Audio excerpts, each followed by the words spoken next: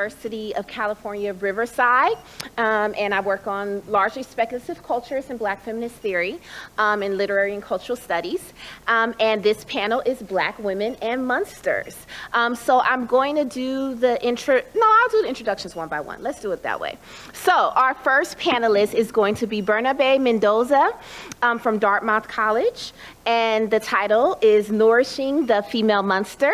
Bernabé is a lecturer in the Department of Women's Gender and Sexuality Studies at Dartmouth College. His areas of expertise include Black feminist thought, Afro-speculative fiction, and monster studies. He is published in the Los Angeles Review of Books, Philosophia, a journal of transcontinental feminism, and the Journal of Science Fiction and Philosophy, among others. So, Nourishing the Female Monster. As you can see, I added an addendum to my title, so Nourishing the Female Monster or Mothering Monsters. All right. At the end of Maurice Condé's novel, I, Tituba, Black Witch of Salem, Tituba returns to her native Barbados after her horrifying ordeals in Salem, only to die as a revolutionary while being pregnant. In the epilogue of the text, Tituba continues to narrate her story from the spirit world, stating that, quote, "Since I died without giving birth to a child, the spirits have allowed me to choose a descendant." She chooses a human female child whom she proceeds to teach, quote, "the hidden power of herbs and the language of animals." Denied being a mother in the earthly realm, she circumnavigates painful physical childbirth and becomes a mother in spirit only, and is thus able to provide the little girl the spiritual nourishment that Tituba herself received as a young child and throughout her adult life. Moreover, she chooses a female descendant that allows her to establish a matrilineal line, something that is wholly denied in a patriarchal world where the only legitimate lineage is a male one. Here, Condé joins other Black feminist speculative writers such as Jewel Gomez and Octavia Butler, among others, in marking an intervention in the stories we tell about female monsters. Fertility and sexual reproducibility are essential to the construction of female monsters, which provides a contradistinction from the construction of male monsters, who are primarily depicted as sterile beings. To examine how this plays out, I turn first toward a founding female monster from biblical antiquity, the Lilith figure, who, according to the literary scholar Kathy Peppers, was, quote, originally a Sumero-Babylonian goddess, but was assimilated into the biblical Genesis by Hebraic tradition as Adam's first wife. However, because she refused to submit to his rule, in particular, would not lie beneath him in sex, she was repudiated and cast out of Eden. Her fate was to couple with demons and give birth to a monstrous brood of children. Dan Ben Amos further explains that her, quote, her story seems to hover on the edge of literacy with sporadic references, and that Isaiah mentions her name at one point, but not her mythic identity, referring to a demonic female in the desert. Wild cats shall meet hyenas, goat demons shall greet each other. There too the Lilith shall repose and find herself a resting place. Isaiah 34:14.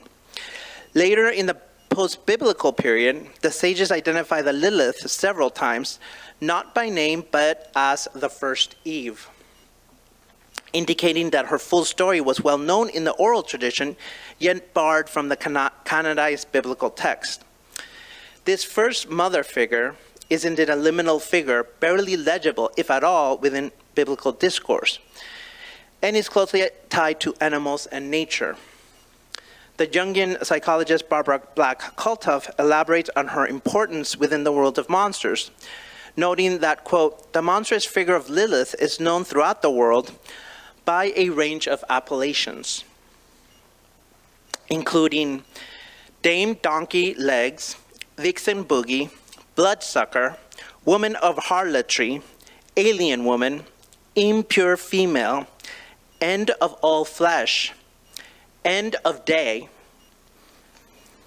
Bruja, Strega, Witch, Hag, Snatcher, and Enchantress. She was called Serpent, Dog, Donkey, and Owl, Screeching Night Jar, or Strix, and the soul of every living thing that creepeth. Unquote.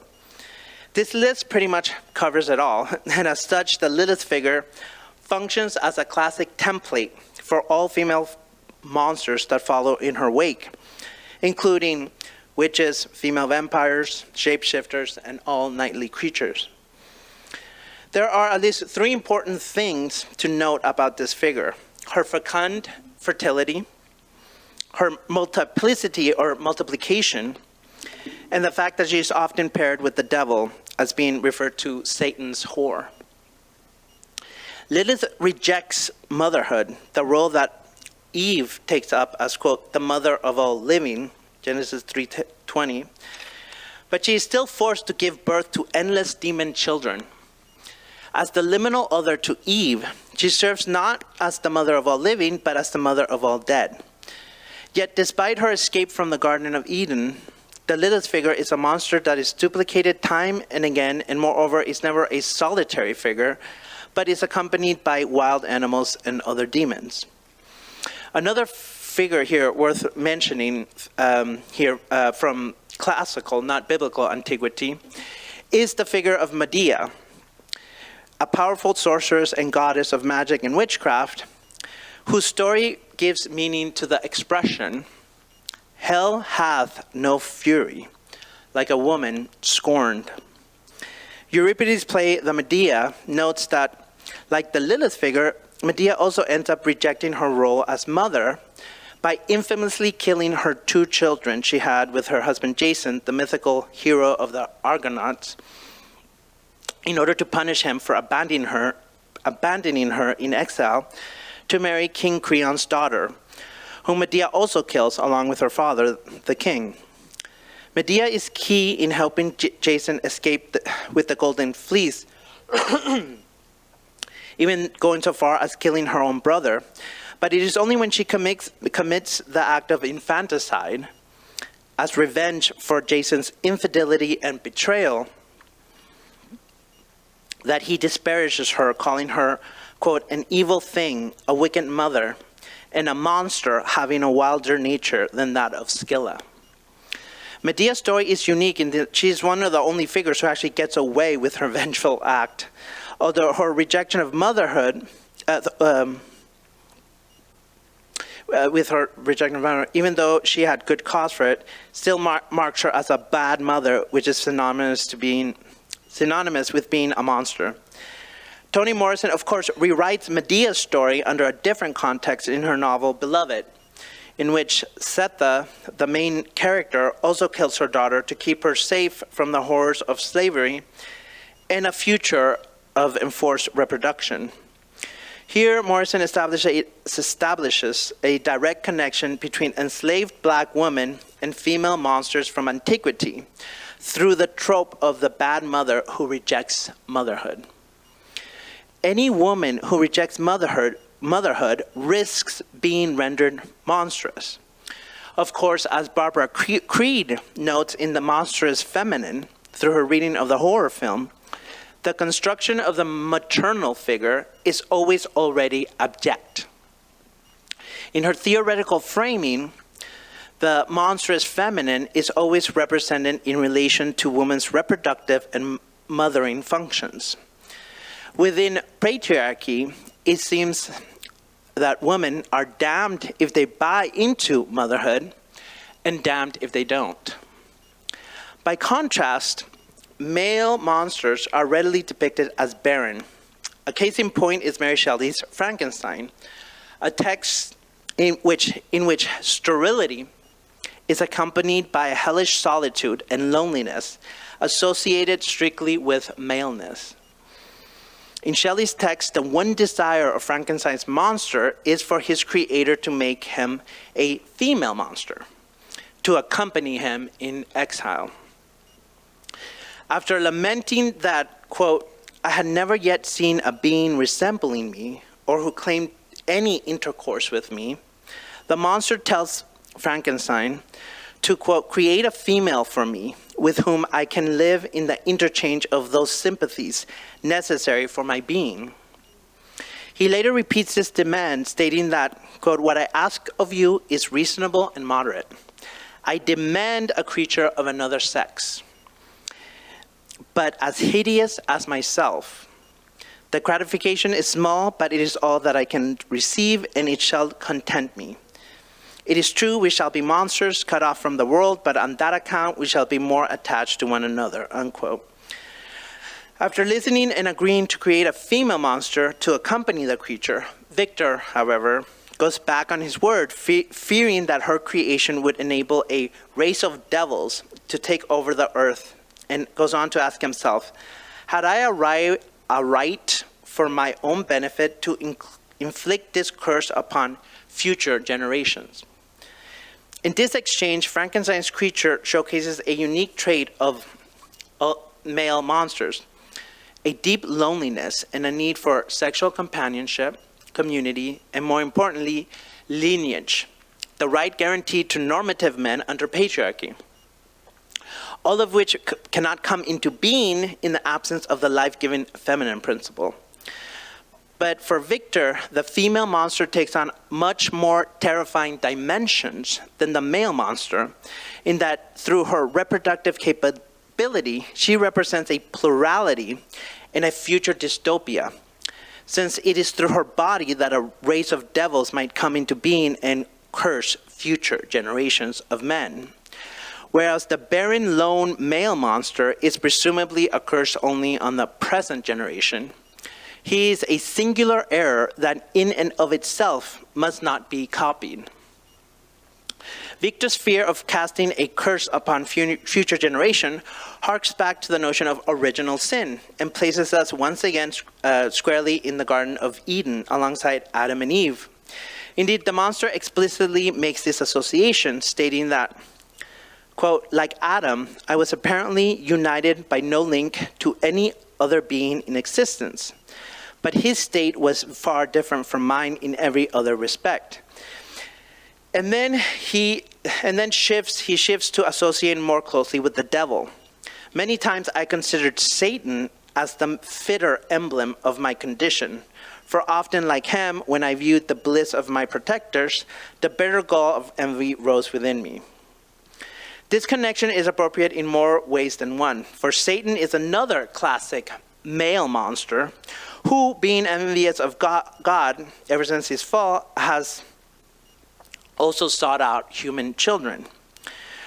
Nowhere is this more evident than in the novella The Black Spider by Jeremiah Gothic, originally published in German as Die Schwarze Spinne in 1842, not long after Frankenstein's 1818 publication.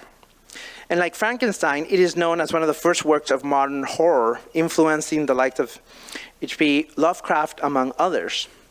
Not coincidentally, it also features a quite powerful female monster, a woman who makes a pact with the devil on behalf of her village, only to become a scapegoat, as well as the titular Black Spider, who brings death and destruction upon her village once the pact is broken.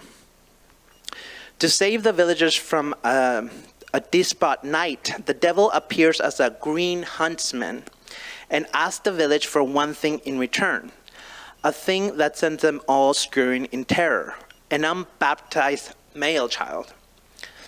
After the cowardly, God-fearing men run away, a brave woman named Christine steps forward and asks why he wants an unbaptized child, to which the green huntsman replies, quote, "It is when they are young that you can give them away most easily, and the younger I can have them, the better, for the earlier I can bring up a child in my own way, the further I can mold it," unquote. Christine thinks that she will be able to outsmart the devil, and so promises him a child from the village not yet born, and the pact is sealed with a kiss. Years later, when a child is born in the village and after experiencing birth pangs on her cheek where the devil had kissed her, she tries to deliver on her promise, but the villagers prevent her from doing so. Then a spider starts to grow out of her face, which eventually takes over Christine, and like the Lilith figure, the black spider spawns countless demonic spiders that decimate all the livestock and most of the people in the village. Ultimately, this story is about containment. The novel has a complex narrative within a narrative that warns of what happens when women fail to contain the monster within them. The main point I want to draw here, however, is that the devil's yearning to have a child and have heirs. The problem is that within Christendom, there is only one legitimate father, God the Father, in whose image all humans are molded. While the devil fails to get his wish in the black spider and is denied a human male heir, Christine must replicate herself and be forced to spawn millions of other dead black spiders that plague mankind, emphasis on man. Sterility is one way that male monsters are isolated as well as degendered and delegitimized. Female monsters, on the other hand, retain their fertility but are delegitimized by giving birth to monstrosities rather than human babies. But there is more to this story. Female monsters are not only denied human offspring, but as Jessica Elbert Decker notes in her book, Motherless Daughters and Female Monsters, Androcentric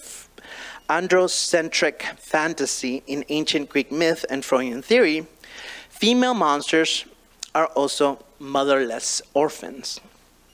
This takes us back to Condé's I, Tituba, as well as other black feminist interventions on female monstrosity. For Tituba is not only given a legitimate human child, she herself has not one, but two mothers. In other words, the maternal here is doubled in that at the beginning of the text, after her earthly mother, Abena, is hanged for resisting rape from her master, Tituba finds a second spiritual mother, Mama Yaya, who takes her in after witnessing her man and her two sons tortured to death. And even after Mama Yaya dies, she continues to guide Tituba from the spirit world, as does Abena. Because of the presence of her two mothers, as well as her adopted father, Yao, who kills himself after Abena dies, Tituba states, thinking back on her adolescence, that, quote, I was never alone, because my invisible spirits were all around me, yet they never oppressed me with their presence. There's Mama Ya, Abena, Yao, and no, when she becomes a spirit herself at the end of the text, she states again, I am never alone. There's Mama Yaya, Abena, Yao, and Samantha, her adopted human child. Not coincidentally, Mama Yaya's original name was Yetunde, which is an West African Yoruba name that means mother has returned.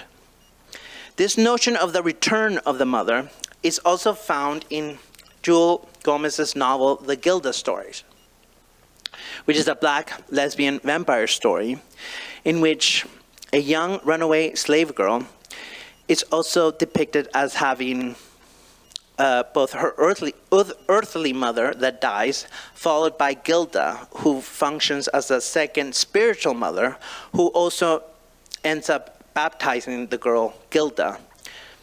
So there's a doubling of Gilda there, suggesting an establishment of lineage, again, a reproducibility, and also suggesting an inheritance is at play here. The new black Gilda also becomes a mother herself to many others through bypassing traditional childbirth through the queer blood rites of vampires. Octavia Butler's Wild Seed is just another text in which the notion of the return of the mother is depicted in the figure of Anyan Wu, a hyper-fertile and immortal shapeshifter who, by the end of the novel, has given birth to a small nation of human babies, and is herself coupled with a monstrous male figure named Doro, who is also existentially lonely, and she unites with them to procreate and have legitimate heirs. The literature here is explicit in stating that unlike the lone male monster, female monsters are never alone. And in this text, the female monster is redeemed many times over, as there is a Black feminist embrace and nourishment of monstrous mothers, which indeed might be the antidote to the evils perpetuated by a one-sided patriarchal humanity. Thank you. Our next panelist is DeAnna Daniels, University of Arizona. DeAnna Monique Daniels is an assistant professor of Africana and Religious Studies. All right, hi everybody. Hopefully it'll come up soon. Yes, okay. Hi everybody, we're just gonna get started. So the 2024 film, Never Let Go, is a psychological survival horror Gothic film that slowly turns into a creature feature. Directed by Alexandre Aja and written by Casey Coughlin and Ryan Grasby, the film stars Halle Berry as Mama, who lives with her twin sons, Nolan and Samuel, in a cabin in utter isolation. Now, it's important to note some things before getting into the film's synopsis, that the original title, Motherland, did not engage race in any real capacity. However, Berry's presence and choice to serve as both the star and the producer of the film radically shifted the film's questions, narratives, and tropes. Mama, as she is called throughout the film, has secluded her twin boys in the woods, believing that a malevolent force called the Evil has ravaged the outside world. She enforces strict survivalist rules to protect her family, specifically that the boys and herself remain tethered to the house, which has ancient protections. Daily, as the family emerges to scavenge and find resources, they must chant daily prayers, engage in a plethora of rituals, and most importantly, never let go of the ropes that keep them both tethered and protected to love, which simultaneously keeps the evil at bay. As the family faces dwindling resources and harsh winter conditions, mainly the lack of animals and crops to sustain them, an allusion to the possibility that the evil is real and having an ecological effect, tensions begin to rise. Nolan, the more precocious of the twins, begins to question the reality of evil and therefore Mama, and her claims around reality, their beingness, and her ability to actively love both of them equitably. As questioning and deconstruction tends to do in films of this nature, this leads to a tragic series of events that challenge the family's fragile existence. The film explores themes of isolation, mental illness, the impact of generational and societal trauma, ecological loss, and the lengths a Black mother will go to protect and love her children. Now, this film performed horribly at the box office, and Lionsgate ultimately considered a failure. Most people do not know it exists. Critics thought it was shot beautifully, but the setup, the writing, and its ending confused the audience. Those who did discuss the film counted it as just another monstrous mother film, confusing albeit, but clear that mental illness as a plot device always harms children. This, followed up by other films that also delves into this, mainly The Woman in the Yard. I get what they're saying. However, I was fascinated with this film because of the way race showed up, subtly making claims around monstrousness, but also motherhood that should be attended to. The film opens with Nolan narrating the evil and Mama's correlationality. Nolan says, "It came to Mama as a snake, and then it turned into other forms. But Mama was a good little girl. She listened to her parents and stayed on the ropes, so the evil couldn't touch her outside the house. Because if the evil touches you, it makes you do bad things." At first glance, the bad things seem to be from a harsh and negligent mother. Seemingly, Mama is mean, abusive, and delving into madness. Having strange, haunting visions, reality is not stable when viewed through her eyes. Not to mention forced starvation and a lack of care seem to be what grounds the film, until I notice something a little bit different. While the family loses the ability to be full from the land, water, plants, and herbs, as well as animals, are waning. The hope is that in the spring and the summer, they can turn it all around. Animals will return, they will replant, and their destitution will be short-lived. However, the spring is met with no animals, The gardens they laboriously cultivate are rotting and dying out, which means they will now have to deplete their stores in order to survive. The stores are set up, however, in a typical root woman fashion, labeled, pickled, and primed for ease of access. The greenhouse, so stuffed with resources, resembles an apothecary, showing that Mama is interested in their continued survival, both spiritually and physically, which negates the imagery of madness as harm. Thoughtfulness and care go into this level of preservation. These aren't just simple stores, but look instead like forms of hoodoo practicing. And as we find out with the tragic injury of Samuel's broken ankle, this is more than food storage. Spiritual work and craft is embedded in the stores, stabilizing the care and the love that inevitably fortifies the house. The scene that caused my ruminations for today and beyond happens as the winter finally comes to a close and draws on, noticeably that the family is starving. The lush storage house is slowly depleted through a montage of scenes. The boys have lost weight and malnutrition is evident on their gaunt faces. No longer able to find frogs and grub from the ponds they have access to, Mama is forcing them to eat what is available: tree bark. From the start, we've been seeing Mama eat substantially less than the boys, and her continued derangement is seemingly tied to her severe lack of nutrition. Eating tree bark, however, I don't know if you've ever done it, is not an easy task.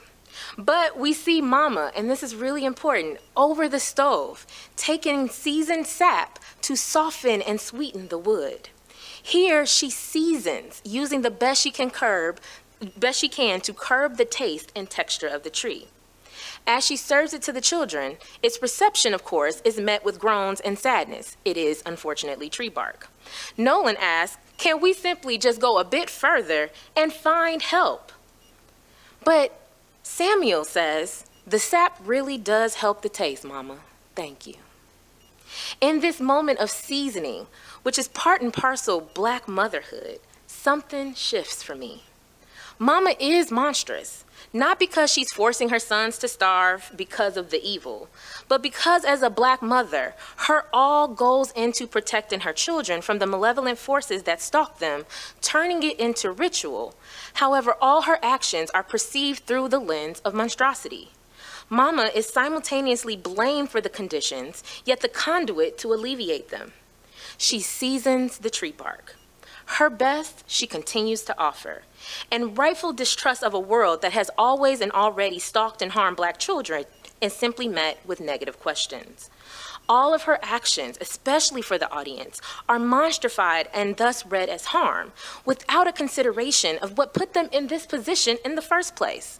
Her Blackness exacerbates that harm as the audience questions every aspect of Mama, especially her mothering.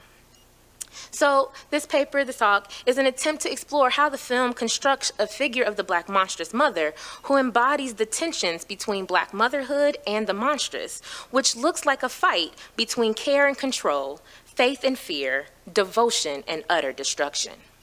In doing so, it participates in a long cinematic and cultural tradition of associating Black motherhood with monstrosity. But crucially, it transforms that association into a theological and a political statement. This reading of Never Let Go argues that reclaiming the monstrous as a spiritual grammar of protection is imperative. And so it does this through a deep engagement with Black religious cosmologies, where the boundaries between the sacred and the grotesque collapse, revealing Mama's monstrousness as both an act of survival, but also a form of worship on behalf of her children. Representations of Black motherhood in the Western imagination are already and always haunted. The Black mother is figured as permanently excessive, too much, too strong, too loud, too angry, too present. Black motherhood is rendered monstrous in both the social, the literary, and the cinematic sense. One must only engage Harriet Jacobs' Beloved, Precious, Soul Food, or the many other cultural productions that present this view. Hortense Spillers reminds us that the Black maternal body has historically been ungendered, denied the sanctity of motherhood, and instead configured as always property, labor, and constant threat. In horror cinema, the distortion becomes literal. The bad mother archetype, possessive, vengeful, unstable, emerges as a shorthand for social disorder. When that mother is Black, the image carries the full weight of cultural pathology. Never Let Go inherits this visual and ideological burden, and I argue unintentionally, because the film was not made for race, turns it inward, asking, what if the monstrous is not deviation, but necessity? What if the monstrous is only the available language for care in a world that would rather historically and perpetually see you and your Black children die? The film's refusal to redeem or condemn its protagonist forces viewers to contend with that question. The Black monstrous mother, not always a villain. Instead, she can be seen as a theologian of survival that has a different set of moral and ethical contingencies. And as Katie Cannon reminds us, the Black woman, and thus the Black mother, is not amoral or immoral, but rather has a different set of morality altogether. Listen to the incantations the children must speak. I can play it. On your knees. I need to be sure. Don't look at me. Touch the wood. Hands on the cellar. Say it.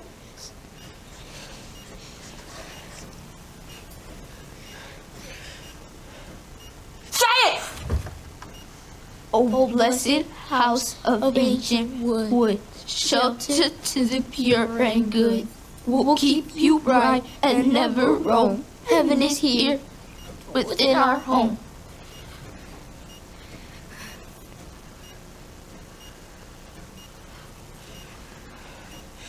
Okay, get up.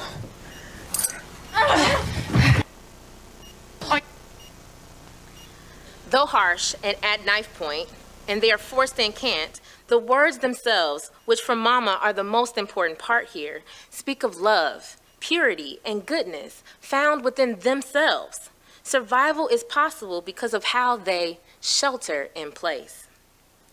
Barbara Creed's Monstrous Feminine identifies the abject maternal body as a recurring site of horror, and Never Let Go draws from this genealogy, but transforms it.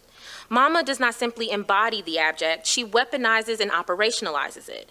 Her body, as well as the body of her children, become a site of both terror and sanctity, functioning as a liminal space where violence and protection can converge.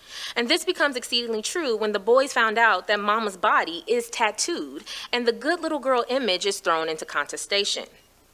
Mama has not always followed the rules and order. However, in motherhood, the rules become dire. Not to mention, Mama, throughout the entire film, is simply unable to kill anything because of how she is haunted by her children's possible disruptive futures through the evil. She can't kill the raven that would bring them food. She can't kill Coda, the family dog that would give them sustenance. But once she is finally untethered from the house by a frustrated Nolan desperately trying to get Mama to see that the evil just simply doesn't exist, she literally puts her neck on the line and slices her throat, killing herself to protect her boys. This reversal is central to the film's ethical project. In a world where Black women's care is often criminalized, Mama's monstrousness reads as both indictment of the system, but also defiance from it. She enacts the theology of defense, one that refuses purity and embraces the grotesque as a strategy of love. Julie Kristeva defines abjection as that which does not respect borders, positions, rules, that which disturbs identity, system, and order. Mama, and really Black motherhood, has been conditioned to both respect and disturb, making the already always other the permanent monster needing to lean into abjection in order to resistively survive it. As a Black mother, Mama cannot simply violate boundaries because she's made of them. Her body becomes the terrain upon which the social, political, and theological and religious borders of the world are inscribed. Black motherhood operates within that paradox of being both the keeper and the transgressor of order, so she must uphold the very rules that dehumanize her, even as her survival depends on breaking them. In this way, the Black monstrous mother does not dissolve borders, but incarnates them, revealing their violence through her embodiment. Her existence transforms Kristeva's abject from a concept of excess into a lived condition of being. She becomes the border and the breach simultaneously. Black motherhood thus functions through this reversal as reification, turning the abject into both the domain of the impossible, but also the grounds of all forms of possibility. In Mama's hands, the uninhabitable becomes home. The unspeakable becomes the only language left to speak. Seeing Black monstrous motherhood as objection fully realized and self-aware is helpful within the schema of Barbara Creed's Monstrous Feminine. The abject mother horrifies because she exposes the instability of boundaries between life and death, self and other, body and spirit. Yet, in the Black maternal context, this instability is not a rupture of the norm, but the very condition of its existence. To mother, while Black, is to live at the threshold of the human, already marked as excessive, contaminating, and unruly. The Black mother does not transgress the symbolic order. She was never permitted to enter into it. Her very being, her care, her labor, her reproduction is coded as threat. Thus, her monstrousness cannot be simply regarded as an aberration, but rather a revelation of how Black maternity has always been positioned as the purest expression of the abject. Rather than rejecting this label, Black monstrous motherhood inhabits it with critical intent, transforming abjection into a site of visibility, of power, and of survival. And so this becomes this radical inversion Never Let Go performs. It embraces the monstrous maternal not as pathology, but as a form of praxis. What gives Mama insight is exactly her monstrousness, even if we see it as simple delusion. The fact that she can see the evil, but also because she has lived through the generational and social trauma that makes the evil possible. Her personal experience of the world means that the evil is tangible, visceral, and ever-present, whether it's real or not. Mama's very monstrosity becomes a language of truth-telling, a method of world-making forged from her exclusion. By refusing the binary between sanctity and defilement, she subverts Creed's horror of the maternal body and reclaims it as simple sacred terrain. In her hands, the abject is not filth, but flesh, holy, uncontainable, and unrepentantly alive. To be a Black mother is to be what the world names monstrous, and yet to continue to love, to protect, to create life within that designation. The abject ceases to be a site of shame here, rather an epistemology. Monstrosity then is not a deviation from the norm, but the only honest description of a world that demands miracles from the utterly despised. Her objection fully embraced literally becomes her divinity. Kenitra Brooks' theory of Black folkloric horror offers another framework for understanding this transformation and really the setting of the entire film. Black folkloric horror is not often engaged, but this film should be seen as an example par excellence of Black folkloric horror. Brooks describes this mode as horror grounded in the supernatural traditions, spiritual aesthetics, and the lived realities of Black people. It is horror that refuses the alien and the abstract, situating terror within the intimate spaces of family, community, and faith. And Never Let Go, the folkloric manifests through prayer, through ritual, and through the invisible. Mama's practices, chanting, sealing the home, pickling, invoking unseen protection, draw from the syncretic spiritual systems that merge Christianity, root work, and ancestral reverence. These practices are not treated as spectacle because they become the infrastructure of her survival. So the film's supernatural register then is inseparable from its cultural one, which is why we have to read it through the lens of Black monstrous motherhood. The haunting in Never Let Go operates on two levels: the literal haunting by an external evil, real or not, and the historical haunting of Black motherhood itself, its inheritance of grief, suspicion, and exhaustion. Mama's house, then, is a site of both spiritual warfare, but also intergenerational memory and protection. Remember, though she has memories of her own mother descending into madness and causing harm, the ancestral home, the ancestral wood, crafted in love, was erected through her father as an ode to the love found in their family. Her isolation mirrors the cultural isolation of Black maternal figures who are expected to hold communities together while being blamed for their own fractures. To understand Never Let Go fully, I insist that a turn to Black religion is also necessary. Not an institutional doctrine, but rather seeing it through Anthony Penn's lens of a quest to complex subjectivity, an impulse towards a way of knowing the divine through the body, through the breath, through the sound. Black religion is improvisational, collective, and deeply embodied, and it emerges in song, shout, prayer, and we can thank Ashawn Crawley for that. But also for this deeply Pentecostal girl, through possession. Within this cosmological structure, the sacred is not separate from that grotesque, from that haunting, but it's often found within it and the start of it. Mama enacts this theological logic. Her prayers do not appeal to an orderly God. Rather, they wrestle with the divine through actual fear and actual hunger. They are trying to substantiate survival, beingness, and becoming, and her devotion is marked by sweat, trembling, and rupture. What mainstream Christianity might label as simply demonic evidence appear here as the raw material of what is deemed sacred.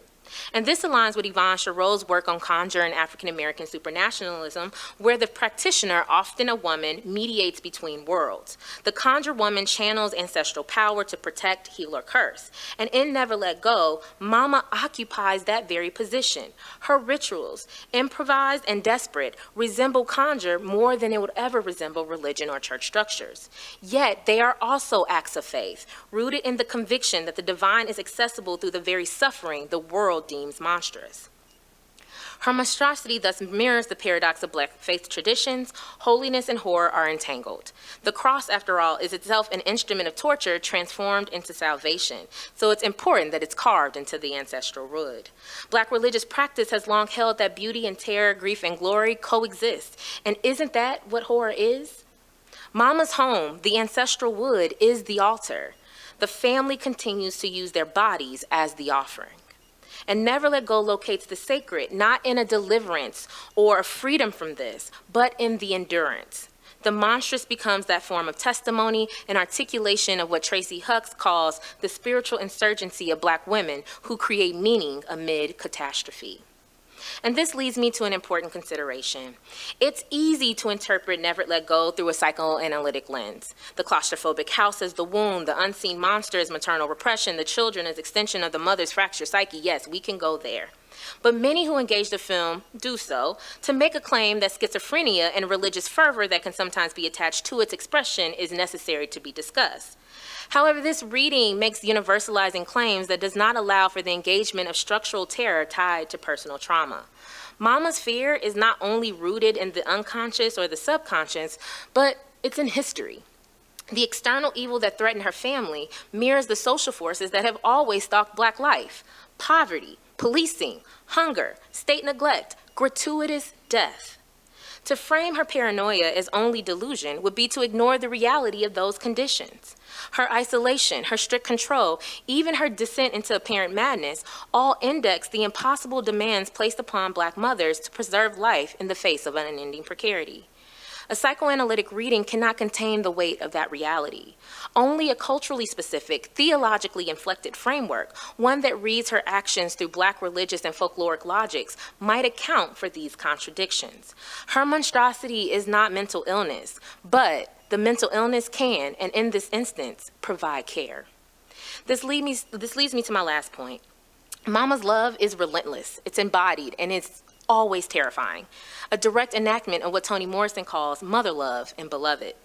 Morrison presents maternal devotion not as sentimental or normative, but as a force forged under duress, a necessary strategy for the preservation of life in a world structured by violence and oppression. Mama's vigilance, her strict rules, her willingness to put herself in extreme positions to protect her children reflects this ethic. Love and survival are inseparable, even when that love manifests as what appears to be cruelty, madness, or horror. In this context, the violent dimensions of the maternal, starvation, strict confinement, and ritualized discipline, cannot be read as deviance, but rather as strategies towards that endurance.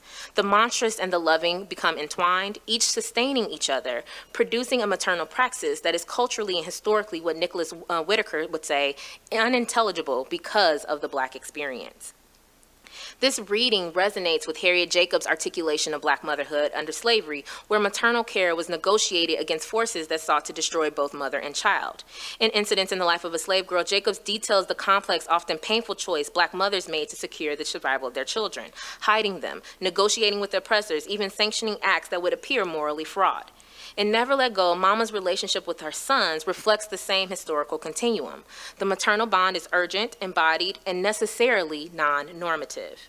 Her mother love is inseparable from her monstrousness. It is both a shield against the eternal evil and a ritual of endurance. Again, in this framing, violence and care are not oppositional, but mutually constitutive, revealing the radical stakes of Black motherhood as a space where survival, love, and monstrosity always coexist.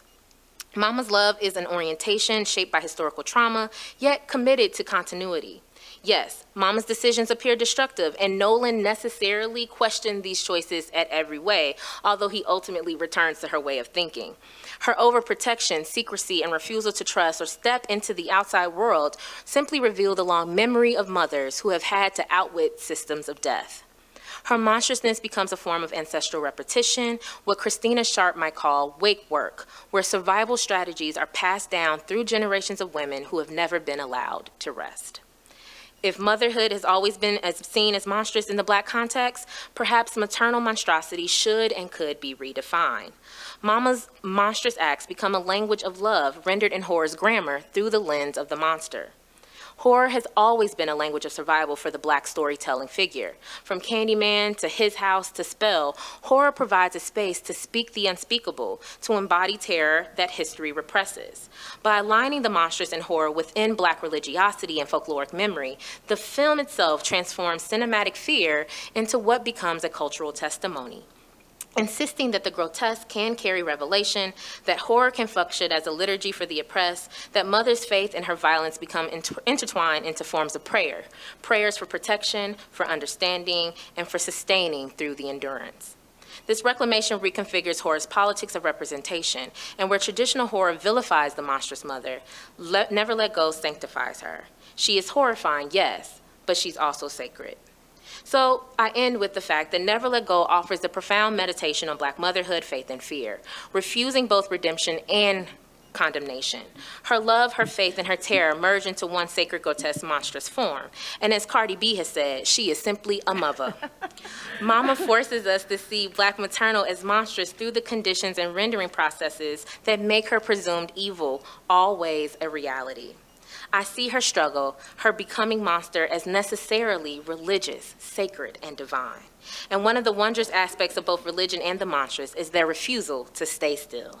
They blur boundaries, evolve, and coalesce, changing both the strategies by which they make meaning, but also meaning itself. And in the end, Never Let Go teaches that the true horror is not the supernatural evil that stalks the house, but the world that makes monstrous necessary and unseasoned for some. Justices. So we have Mabalia Thomas presenting Tyler Perry's Beauty in Black, a Gothic tale of Black female serial killing. All right, thank you for being here. I'm Mbalia. I will get started. I offer up this work in response to Rafiki Jenkins' riveting keynote talk at last year's conference, where he discussed the underrepresentation of women, and in particular Black women, as serial killers in real life and fictional works. Honestly, before last year's talk, I had never thought about serial killing before. But one of the things that intrigued me about Rafiki's presentation was the realization that such a monstrous category was neither obvious in terms of how it might be applied or even obviously monstrous. So while there are various definitions of serial killing available in the literature, I'll highlight a few key features associated with female serial killers to help frame this talk. Female serial killers tend to be marked by psychopathy and/or trauma, similar to their male counterparts. They kill people they know or are charged with taking care of, such as family members, romantic partners, tenants, patients, and clients. They kill two or more individuals, often using the technique of the home, poison, suffocation, or inducing medical conditions with the patient's own medicine. They observe a cooling off period of at least 1 week, have a modus operandi or a go-to method of killing, and kill for reasons of money, revenge, control, property, and profit. Interestingly, within a week of Rafiki's presentation, and almost as an uncanny answer to an ungodly prayer, Netflix released Beauty in Black, a 2-season, 24-episode, at least to date, dramatic series written, directed, and executive produced by Atlanta-based filmmaker Tyler Perry. Beauty in Black is a Gothic tale recontextualized within a Black urban backdrop of a beautiful, wealthy family, the Bellarys. And I should just ask who's watched the series? Okay. of a beautiful, wealthy family, the Bellarys, their stately homes, intergenerational trauma, human trafficking, monstrous consumption and excess, and a soundtrack of some of Atlanta's most ratchet trap music. Gothic monstrosity is ever present throughout the series, and it is reflected most clearly through the 4 key male characters in the series. These characters kill, but are impossible to kill. They live double lives, and their monstrous actions are tied to and tied up with an unbreakable will left by the family patriarch. Yet it is the show's 3 female protagonists, Olivia, Mallory, and Kimmy, who lean into that category of monstrous criminal behavior less often afforded Black women, serial killer. Although Perry's female characters barely skirt the racialized tropes of Black women as angry, emotionally driven, and ruthless committers of murder, I posit that the women's underlying psychopathy and trauma, in close proximity to the Gothic patriarchal monstrosity that surrounds them, begs us to read these 3 women not as murderesses or even serial killing humans, but as human serial killing monsters. My aim with this presentation is to provide the seeds of evidence for an academic work and television series that are both in progress. The basis of my evidence is informed by various writings in the field of monster studies, but in particular with the work of Aguirre, a Spanish linguist, and as an applied, or linguist literary scholar. As an applied linguist, I appreciate Aguirre's and his colleagues' attempts to provide a working definition of the Gothic that's based on generic rules that identify a syntax of sorts for works that merit the label Gothic. Aguirre's first structural rule of the genre is that a Gothic work is one that constructs a world consisting of 2 ontological zones. The first of these zones consists of the human cosmos, a domain of rationality and relative order. The other is the realm of the numinous, whether or not supernatural, writes Aguirre. Additionally, there exists between them a liminal space. As Aguirre writes, that space might consist of a, quote, halfway or frontier building, a forest, a mountain range, wilderness or ocean, a region, a country, or a human being, end quote. In Beauty and Black, the 2 ontological zones are reflected in the public spaces inhabited by the beautiful and wealthy Bellary family. The first zone, that of the human cosmos, Aguirre would describe as a domain of rationality and relative order. There's not much rationality or relative order in this show, but still, we're going to go with it. In the series, this zone is reflected in the Chicago-based hair care empire the Bellarys run, called Beauty and Black. Beauty and Black generates enough income to allow the Bellarys to create a human and humane facade by funding scholarships, charities, and the creation of hospital wings and more. The other zone Aguirre describes as the realm of the numinous. The Bellary wealth and lifestyle are a cover for their more monstrous and horrific activities, one of which includes the illegal and illicit operations of a strip club.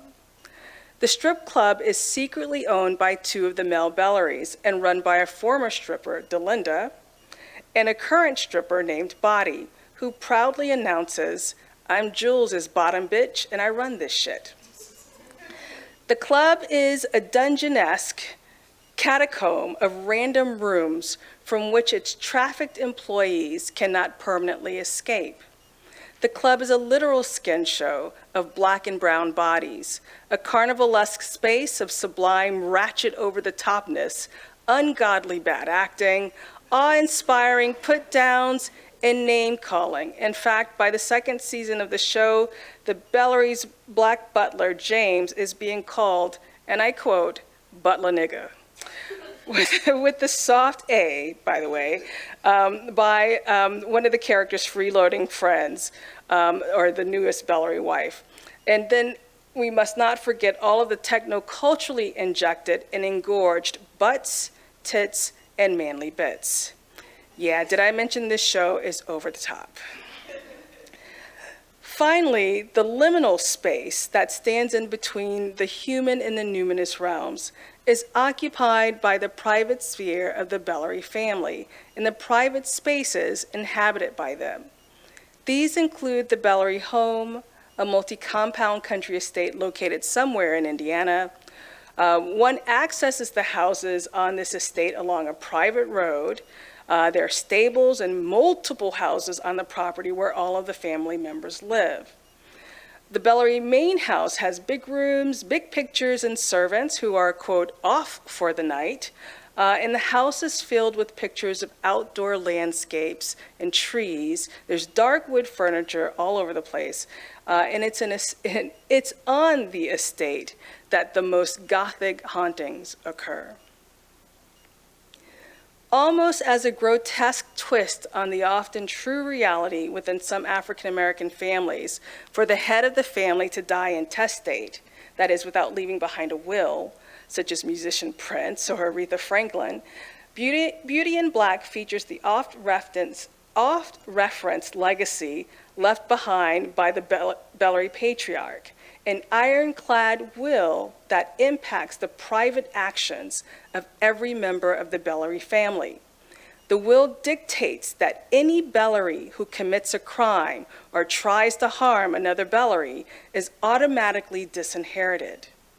Thus, an overarching theme for this series and within the private spaces of the Bellary family is the haunting return of the past upon the present, to cite Spooner, as well as the return of those who should have been dead, not dying, or remaining undead, or remaining dead.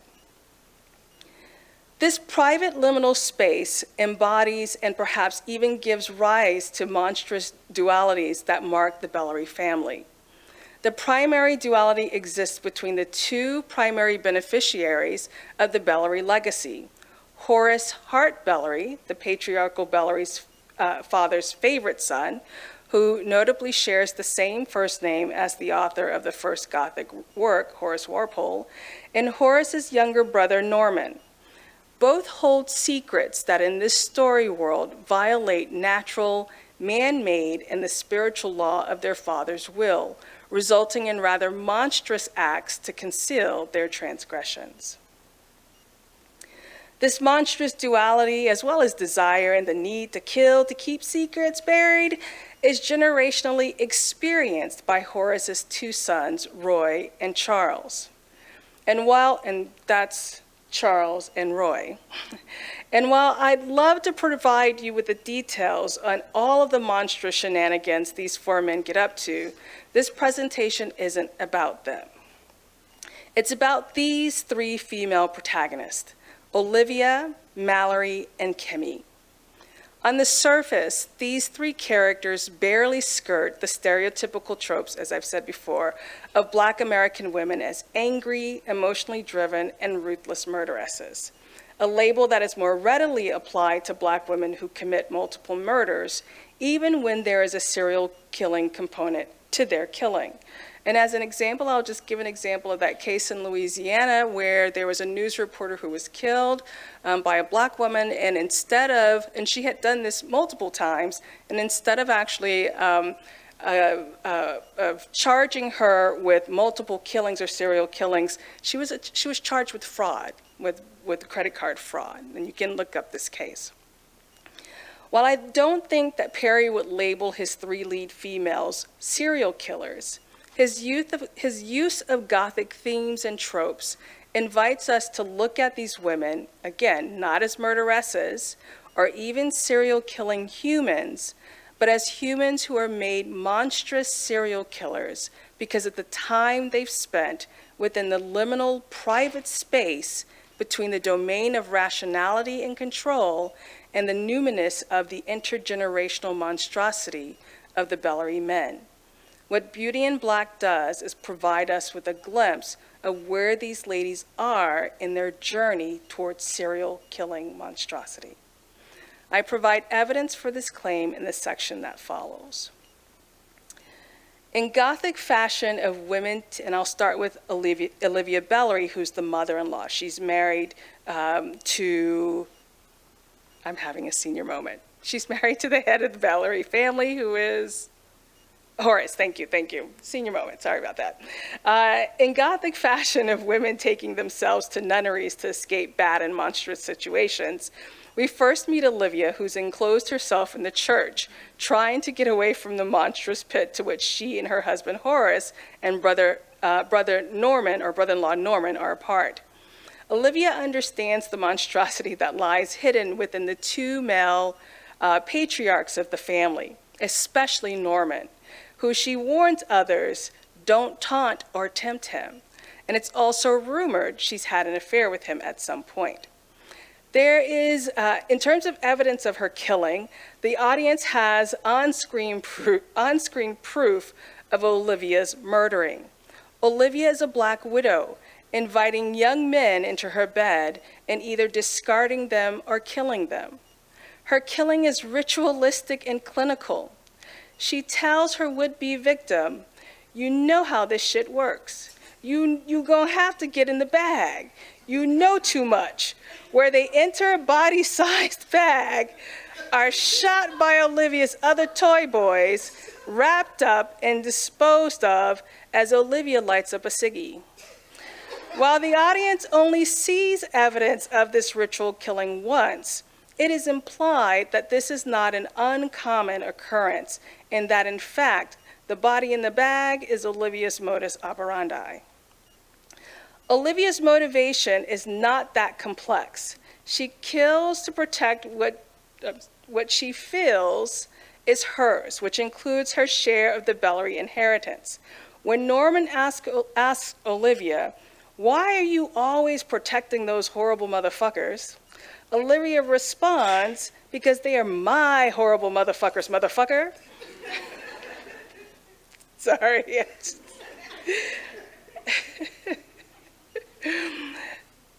Olivia kills for profit, crime, gain, power, and perhaps even out of devotion to her horrible motherfuckers. All right, I'm having a little technological problem here. I'm sorry, I just need to, there we go. Okay, the next one is Mallory Bellery, who's the daughter-in-law. She's married to Roy, who you see on screen in that second shot. Mallory comes from humble beginnings. Raised in a foster home at the age of 9, she was discovered by her father-in-law, Horace Bellery, who takes her in, raises her, and eventually she marries Horace's oldest son, Roy. Mallory helps run Beauty in Black. She plays the good wife. She's very kind on the surface and in public. But she is absolutely a monster and reflects monstrous femininity. She is absent maternal instincts, as demonstrated by how much she complains and talks crap about a baby who pukes on her fancy dress. She barks orders and calls people motherfuckers. Her relationships are transactional. She doesn't seem to have any friends. She lacks remorse, empathy, and is callous and insincere. There is little direct evidence that Mallory is a murderer, let alone a serial murderer. However, what is evident is her psychopathy, and the object of Mallory's psychopathy seems to be directed at women. The series starts with Mallory committing an unintentional hit and run. She runs over Norman's wife in the rain, leaves her wounded and lying on the road, so that her husband ultimately comes by, runs over her, and thinks that he has committed the crime. There are multiple ways in which Mallory is doing very monstrous and evil things, and as well as just saying very evil things. She talks about, I'm sorry, and I'm going to paraphrase here, she talks about such things as not worrying about this woman that she's left in the rain to die, because she is not going to, quote, "let a dead bitch give me wrinkles." And while, yes, she has tons of phrases, and you can see on screen just some of the ways in which people are starting to pathologize Mallory. But she has lots of fabulous sayings, such as, does this woman know who I am? I want that bitch murdered in the street, et cetera, et cetera. So there are many instances within the show in which we hear Mallory threatening to kill people. We don't see it, but it's often women that she threatens to kill. What's interesting is the way in which she uses men to take the fall and to carry out these deeds. So, continue. It is clear that Mallory is a psychopath who works with men to get rid of anyone, usually someone female, who's a threat to her ability to obtain profit, gain, and power. There's a Gothic theme that follows her around, which is that when it comes to Mallory, the dead don't really stay buried. All right. Finally, it's Kimmy Bellery. How am I doing for time? Okay, 3 minutes. Okay, I figured I'd 2 minutes. Okay, so I'm going to wrap this up. Finally is Kimmy Bellery, who marries Horace Bellery. She's a stripper turned wife. And we see Kimmy kill. She's the one person we really see kill on multiple occasions.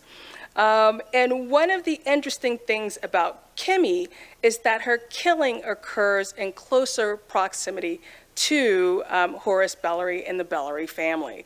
And so while she starts off as someone who is who has a tragic past, she's being sexually trafficked, much of what we get to see is the way in which Kimmy is a fighter, and that in her anger, she actually commits multiple murders. She marries Horace Bellery, who then becomes her advocate and trainer. And what we will learn, hopefully in the next 8 episodes that will drop, hopefully sometime soon, is how much Kimmy learns at the hands of Horace. If Horace survives, if Kimmy learns, and if she will go on to commit more and more murders. Okay, I'm sorry I rushed that last part, but I just want to say that, I am having a good time analyzing this very silly show. I want to say watch it, but don't watch it. But this is really a work in progress to identify the Gothic and Black cinematic spaces and address the dearth, erasure, and possible misrecognition of Black female serial killing in fictional works.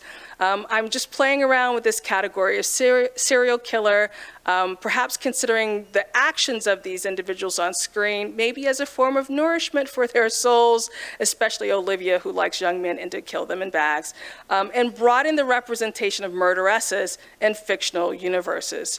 Are we perhaps just getting a glimpse of these women in one moment in their serial killing existence? So we don't know if they're serial killers because we don't have this lifelong, we don't have a long period of time of their actions, but I think we can look at them as serial killers in a moment in time. I'm still unpacking all of this, but what I'm really interested in at the end of the day is this human-monster divide and the way in which trauma fits into this space. So thank you for being with me today.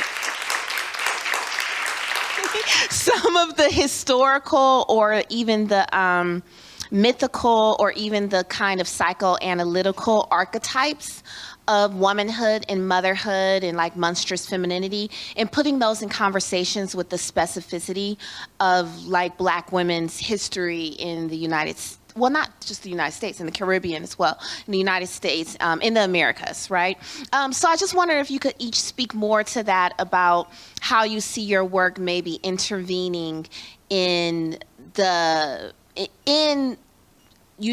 how you see your work sort of intervening. Like if there's a way in which maybe Black women haven't always been taken up within the lineage of Lilith and Medea, right? But also if they're taken up within these lineages or within these archetypes without attention to that history, what are the consequences of that? So, I'm just interested in hearing about that.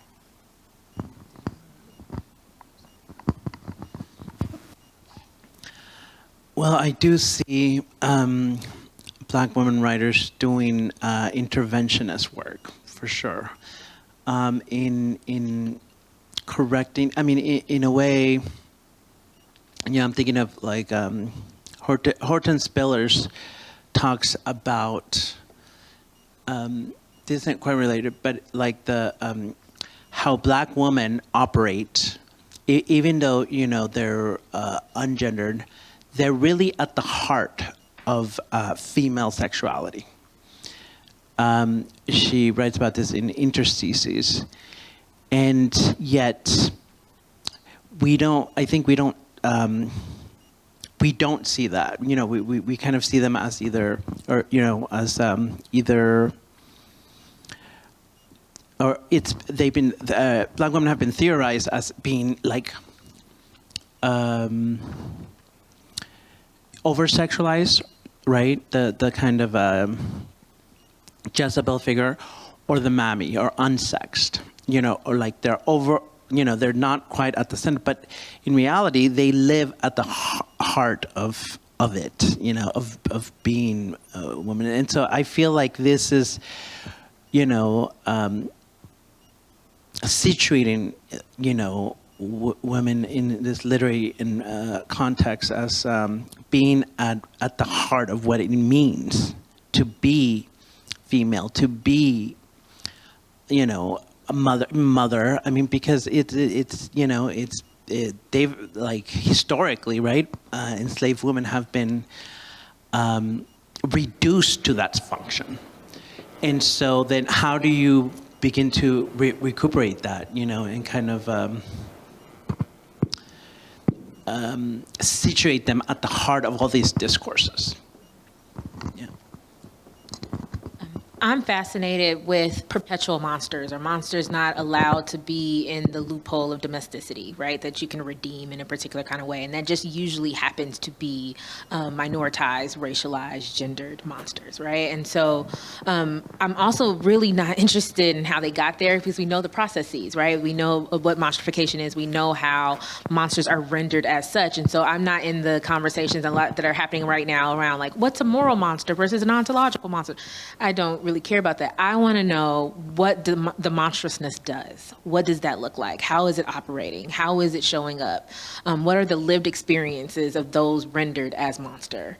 And what can we say about that? What things does it tell us? And usually Black women are always in that matrix, right? Where they're always monstered and monstrified. And so what are they doing? How do you live with that? How do you mother in this world? I really don't know. It is very confusing to me how people are raising little humans, and I just want to give a clap to that. But, you know, raising a little human is a monstrous endeavor.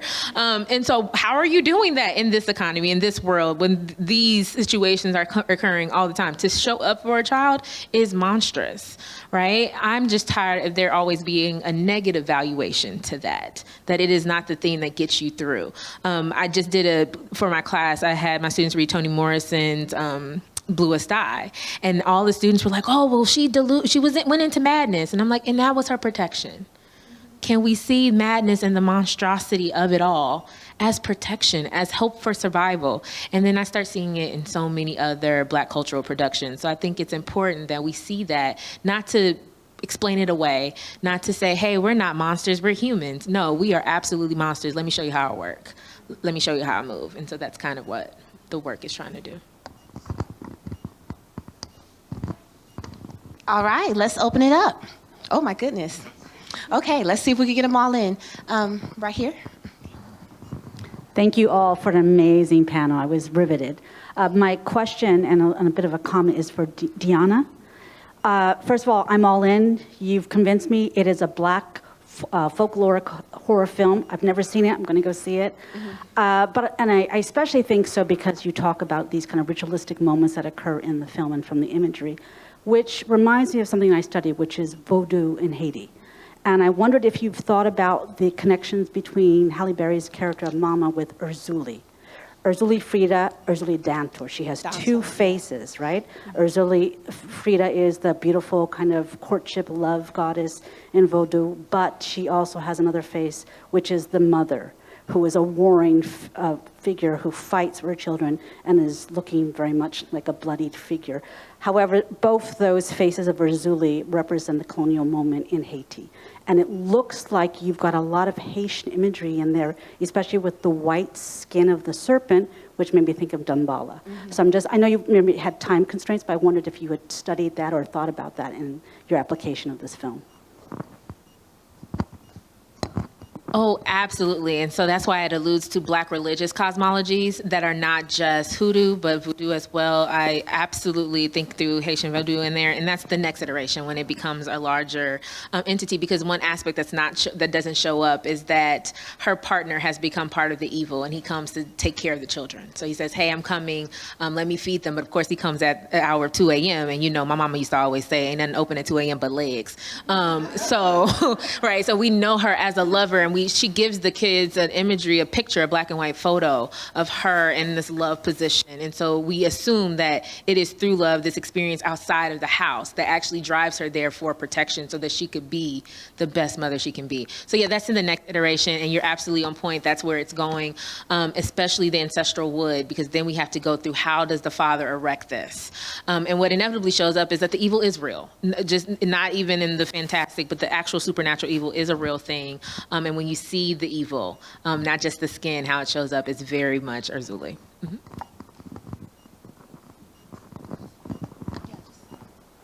I love this. I loved everything about this panel. There's a novel by, this is the questions at the intersections of Dr. Daniels and Dr. Thomas's talk. There's this novel by Jessica Guest, Berserk, where about halfway through the book, when you realize that the black girl is the villain, she makes a sort of claim, which made me think of your talk about black girls go on rampages too. And it seemed to assert like a sort of representational position that black women have been denied in horror. And I was curious about that, and this is to the topic of Ma, which I'm so curious to talk about that film. Because in that, there's a really lovely poet, Justin Philip Reed, who writes a poem called Taglines for Ma, where he thinks about his own black mothering and the way in which his mother would not have had time for any of the shit that Ma's up to in that film, hanging out with those white kids.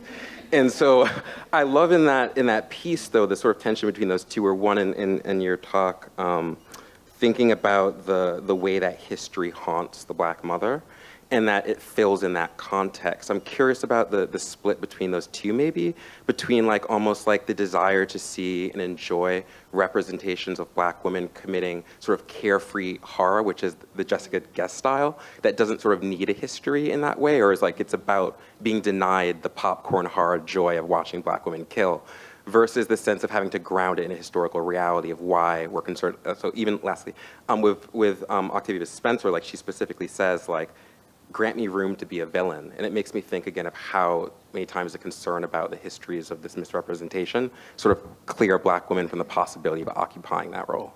I love this talk, thanks. I don't have anything to say to add to that. I mean, I think you brought up some really great points, and it just gives me more things to think about. Like, one of the things I'm really interested in is the psychopathy and the trauma behind the women who are doing these serial killings. Like, I recognize it's there, but that's how we usually talk about black women, is around their trauma. Why can't I just talk about them in terms of wanting to be serial killers? Like, they just kill because they want to. And, maybe that's something to explore. Maybe I can leave the trauma for something else. I could talk about Olivia Pope, which will be my next thing to talk about. But there are other ways to talk about black women doing things that is not always afforded to them in cinema. So just something to think about for me. You brought up really great points, and love Justin Philip Reed. Like, just love it, absolutely. People forget in Ma, though, that she's a caretaker, right? She is a caretaker of a disabled child, and the disabled child is now questioning and going through her own deconstruction process, which is forcing the traumatic link on Ma, right? Which is why she's terrorizing these white children. And so what people forget because of this is that, yes, she needs to rage out. And how does she do it? She goes back to her childhood and does weird things, right? We know this. There's an impetus towards killing now, right, and rage for black women, but there's always going to be historical tie, right? Once you then expound on blackness, it's there. But it doesn't need to be pathological, right? It's just an acknowledgement of what is the reality of the situation, which is why I like Swarm so much, right? We really don't know her history. We just know she's killing people because they said something against her girl, right? And so, again, this shows up over and over and over again. And for me, movies like Angry Black Girl and Her Monster, right? She's not angry. She's mad as hell.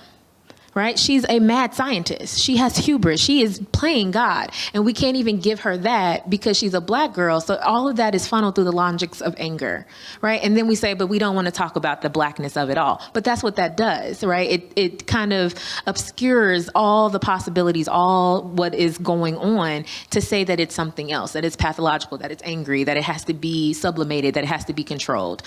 So now we're seeing a lot of narratives where black women are subverting that, even when the conditions are as possible. And once again, that's why for me, the monstrous is the best category, because I get to see how folks are moving because of the existential categories, right? Which says this is what a monster is, or everything that this monster does is just simply monstrosity. No, how is the monster speaking for itself?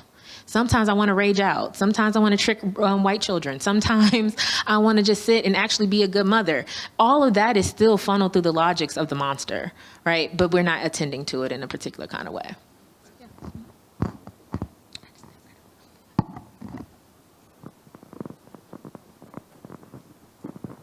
Sorry, this isn't a very deep question, but Dr. Thomas, I was thinking about the Black Widow, which I have to admit I kind of want to watch it just for her.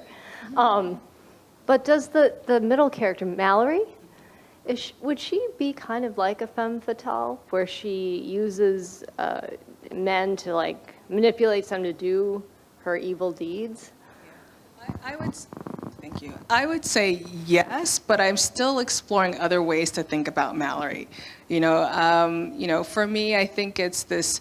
There's something about her not working well with women, not having female friends that I'm still unpacking, and want to play around with. She clearly uses men, but I don't feel like that's enough. That there might be something else there. So I'm not sure yet. Yeah, and part of the reason I can't answer it is because the series is still unfolding. I thought it was done after one series, and I was like, oh, okay, cool, I can start writing.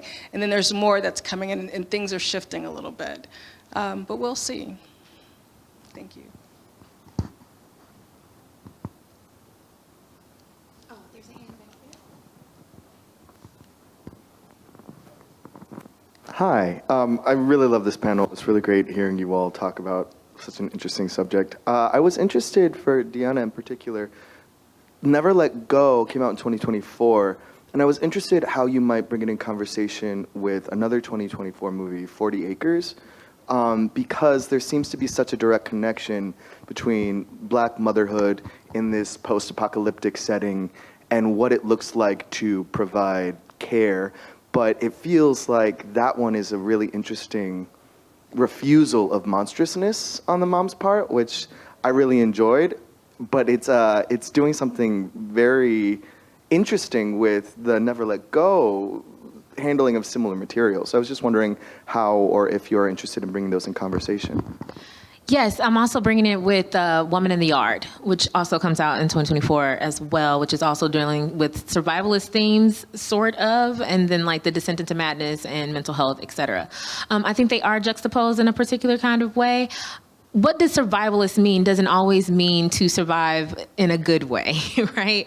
Sometimes, like I said, that's why I've been using the word endurance over surviving, because it's not clear what their future will be if they believe they're the only one surviving the evil, especially in Never Let Go. She's trying to get them to endure to whatever might be possible, but it's not clear for her what surviving that means. Whereas in 40 Acres, right, that mom believes that there will be a future that her children can inhabit, so she's being even more strict with the normative rules of order.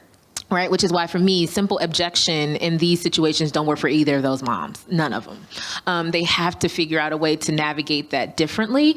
And so what I'm finding now is that there are limits in these terms and these archetypes because Blackness messes it all up, right? Survival in a dystopian state as a Black person is very, very different than it would be for any other entity. And so that's what's really clear. So yes, I would like to put them in further conversation, but I think that's another paper when I have time and space and opportunity. But there are a lot of films now coming out because we're living through this dystopic world that's trying to contend with almost a Margaret Atwood handmaid situation when we're saying, hey, we've been living this forever anyway. This is pattern off of what's already happened to us and we've survived. How are we going to survive differently? And so when I put all those in conversation, I would then have to go to like Octavia Butler as well. And I would have to go to parables to really have that conversation of what that means.